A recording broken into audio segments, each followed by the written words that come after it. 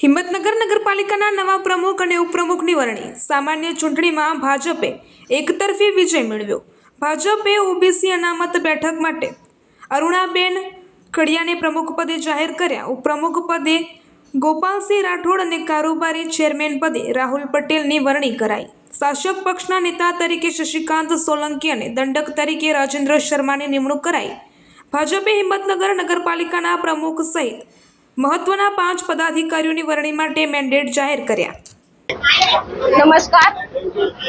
Bharatiya Janata party પ્રદેશના હોદ્દેદારશ્રીઓ તેમજ સાબરકાંઠાના જિલ્લાના હોદ્દેદારશ્રીઓ અને ધારાસભ્યશ્રી, સંસદશ્રી અને હિંમતનગર શહેરના હોદ્દેદારશ્રીઓ અને મારા સાથી સદસ્યો જેઓએ મારા ઉપર ભરોસો મૂકીને જે મને જવાબદારી આપી તે બદલ એમનો હું દિલથી આભાર માનું છું.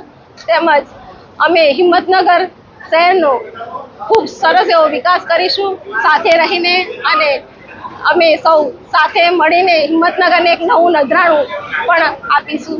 અને હિંમતનગર તેમજ જિલ્લાના સંગઠનના સર્વે હોદ્દેદારો સાથે રાખીને અમે સૌ સાથે મળીને કામ કરીશું.